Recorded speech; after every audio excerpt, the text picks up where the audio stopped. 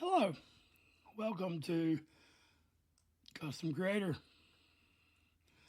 So, this is a little sporadic, but I just couldn't help myself. Uh, I've been a lifelong Beatles not connoisseur. Nah, I just never gave them a whole lot of chance. I reacted to their song that is old but new. um, it's Now and Then, I think it's called.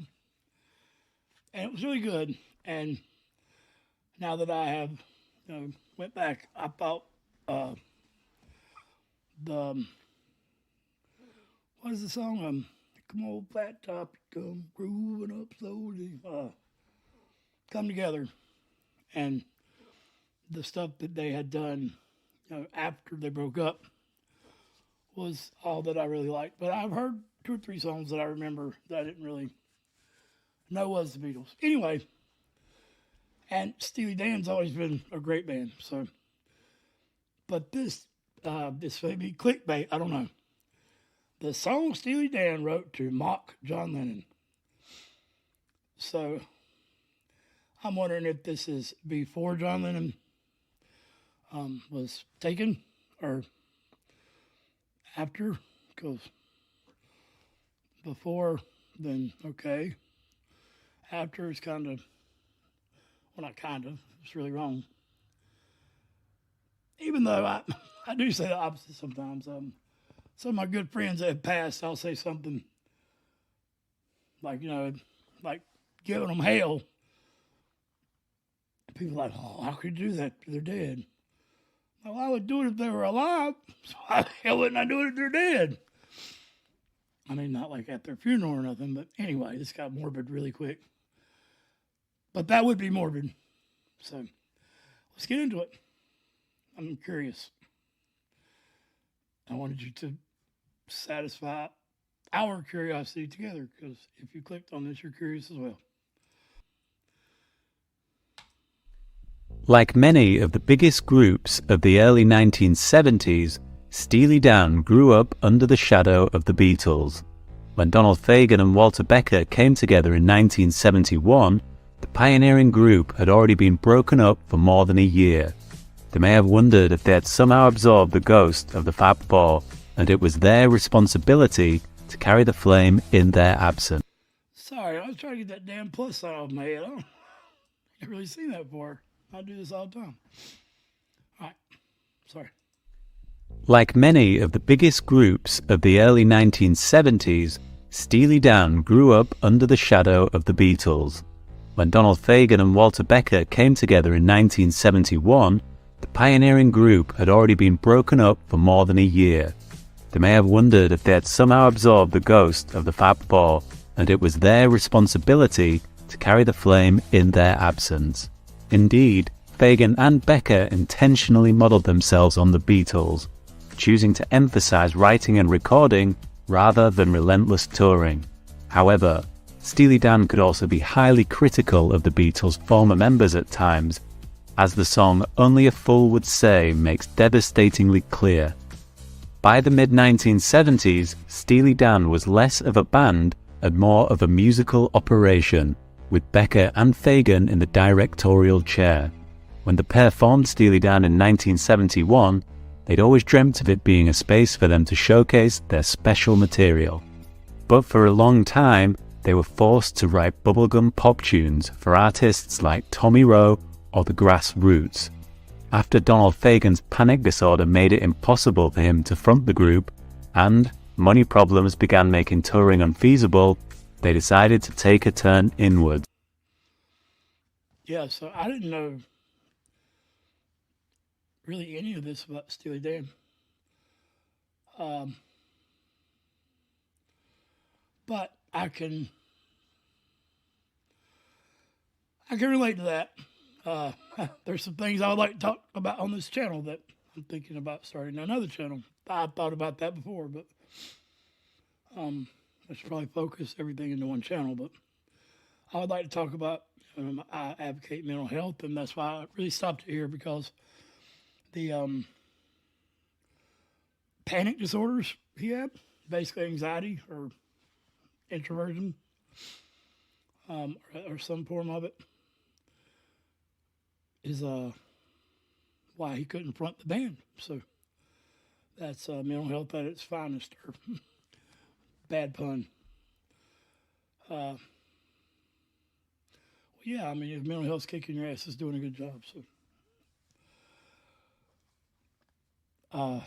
and I would like to talk about, some of these issues that aren't talked about very often, but they're controversial issues, and that don't go along with music reactions. So, anyway, I'm rambling now. It's 6:06 in the morning of 11/29/23. I'm still fat from Thanksgiving. I was fat anyway, but what is this plus, man? It's driving me insane. So, yeah, let's get back to it. Back up a little bit. That's a hell of a look. His panic disorder made it impossible for him to front the group, and money problems began making touring unfeasible. They decided to take a turn inwards and make their home in the studio, where they quietly honed their ecstatic brand of jazz-infused rock, relying on a stream of talented session musicians.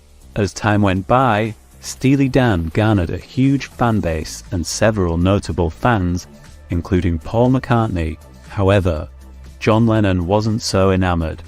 The two artists likely crossed paths during Lennon's time in New York, where Steely Dan had been based since their inception, but it's unlikely they ever became particularly close, not least because Steely Dan wrote a song mocking Lennon's 1971 track, Imagine. One of the most intoxicating tracks from Steely Dan's 1972 album, Can't Buy a Thrill, is Only a Fool Would Say. It opens with an upbeat bossa nova groove crafted from layers of conga, snare, strummed acoustic guitars, and undulating bass. It paints a picture of Lennon as an ignorant artisto whose talk of world peace is completely at odds with the life of the poor and impoverished. Did from layers of conga, snare. Sorry, I guess the damn plus has got me. I paused my recording and not the damn video. So that sounds amazing as far as the instrumentation that they used to open the song. But if you're going down Lennon for anything, why would you do it for Imagine? That's like one of the things I liked about it. Probably, well, I mean, my favorite band is Tool. And Maynard, the singer for Tool, has a couple other bands. And he covers Imagine with a perfect circle. I have that tattoo. Not Imagine, but a perfect circle. And yeah, so I mean, that aside, I think the song is great. I have heard a lot of people say the same thing, that this song's just might as well be the same thing as Blasphemy or as 80s hair bands were, like portraying this lifestyle that could never ever be. So I don't agree, though. I think positive thinking, open-mindedness, and leaving the room for positive change is the only logical steps to make it happen. So, strummed acoustic guitars and undulating bass. Floating above mellow electric guitar lines, Donald Fagen paints a picture of Lennon as an ignorant artisto whose talk of world peace is completely... Oh my God, I was going to see what it was. What is that? Save to collections. Settings. Hide for the site. Hide always. Well, yeah, get the hell off of there.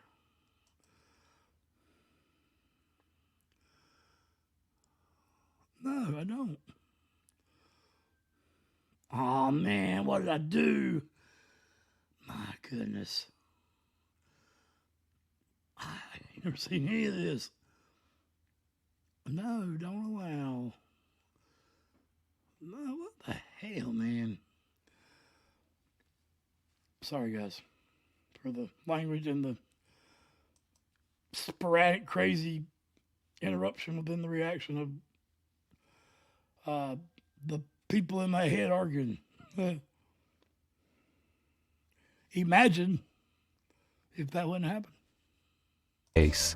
Floating above mellow electric guitar lines, Donald Fagen paints a picture of Lennon as an ignorant artisto whose talk of world peace is completely at odds with the life of the poor and impoverished. The lyrics go, "Our world become one, of salads and sun. Only a fool would say that, a boy with a plan, a natural man wearing a white Stetson hat." Fagen's image of Lennon as the highfalutin elitist is quickly contrasted with another artfully rendered portrait, this time of the man in the street who doesn't have the luxury of believing in some hippie's utopian ideal. Fagen tells Lennon to have a little more empathy, to understand that asking somebody with nothing to abandon their worldly possessions and pursue a life of immaterialism is, at best, laughable and at worst, dangerously insensitive. You do his 9 to 5, drag yourself home half alive, and there on the screen, a man with a dream, Fagen sings. The sentiment. Okay, so if you're positive about something, how do you put that? Hold on, I gotta get that exact quote. That was preposterous to. I ain't never gonna say that right. I got a teeth. To think positively? Well, that's just pee-pee. Preposterous positivity. Of believing in some hippie's utopian ideal. Fagen of believing in some hippie's utopian ideal. Natural man wearing a white Stetson hat. Fagen's image of Lennon as the highfalutin elitist is quickly contrasted with another artfully rendered portrait, this time of the man in the street who doesn't have the luxury of believing in some hippie's utopian ideal. Fagen tells Lennon to have a little more empathy, to understand that asking somebody with nothing to abandon their worldly possessions and pursue a life of immaterialism is, at best, laughable and at worst, dangerously insensitive. I don't know where I got preposterous, but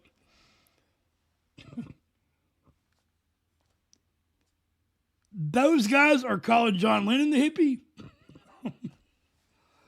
Man, people.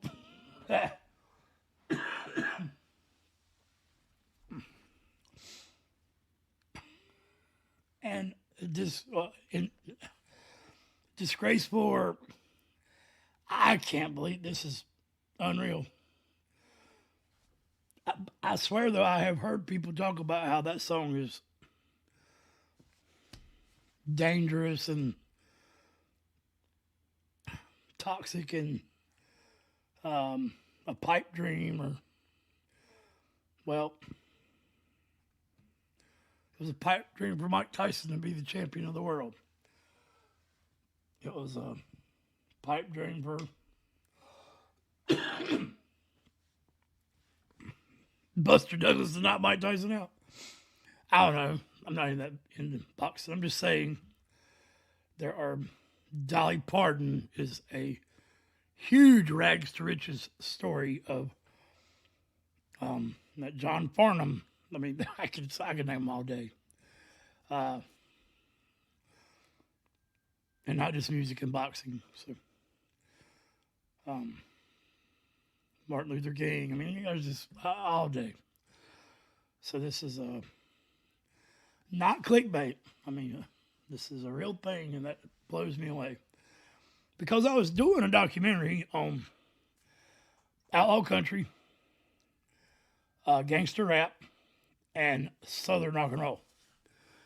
Those are not genres. Those are labels. They may have ended up being owned by the people being labeled and turned into genres because those people all embraced it at some point and made it cool. But long story short, Leonard Skinner were not racist. Dr. Dre never talked about white boys hardly at all. And outlaw country was just real and not edited. So that is very important to me to unexpose these bands in music that are unfairly labeled and not by the record label. So, yeah. So that's why this hit me, because that's that ain't even a label. That's just played out, dissing somebody. I mean, it's wrong. You do his 9 to 5, drag yourself home half alive, and there on the screen, a man with a dream, Fagan sings. So The sentiment behind Steely Dan's lyrics is likely quite familiar. When Gal Gadot organized a Hollywood sing-along of Lennon's Imagine in the first month of the COVID-19 pandemic, she was immediately criticized for misreading the room. Imagine there's no heaven. It's easy if you try. No hell below us. Far from sparking a surge in benevolent acts of kindness, listeners found a disconnect between Gadot and the gang's call for the jobless to imagine no possessions, and the fact the various stars who contributed to the rendition were singing from multi-million-dollar mansions. Clearly, Fagan was right to mock Lennon. His lyrics are still causing outcry to this day.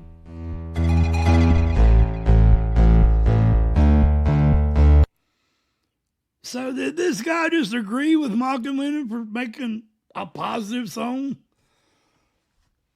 You know what? The possessions, I don't even want to get into it, man. Oh my God.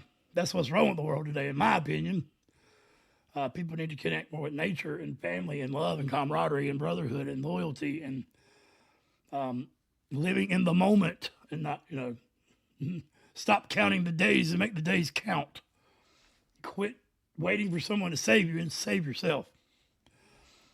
And that's not a mockery of God. That's saying that, in my view, God doesn't need you to go to an interpreter to hear what.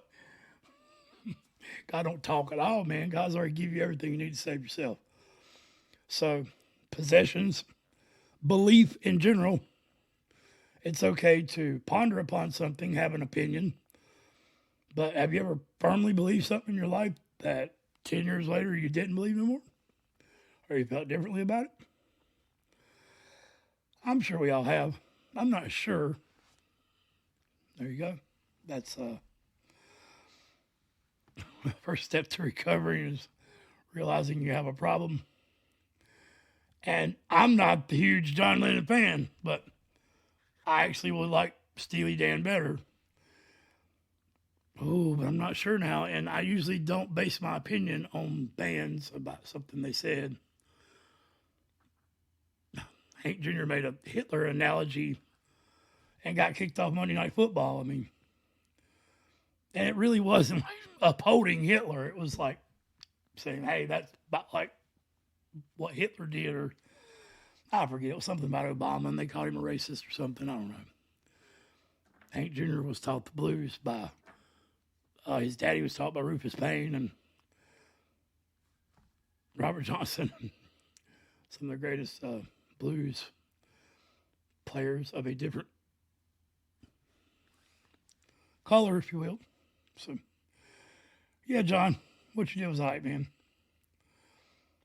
You're kind of uppity and kiss ass, but that song was great, and I don't see no problem with it. But you can uphold some damn mama said knock you out outside. It ain't right. I like that song, actually. I'm just saying there are a lot of songs to scrutinize other than Imagine. Imagine if nobody made fun of this song.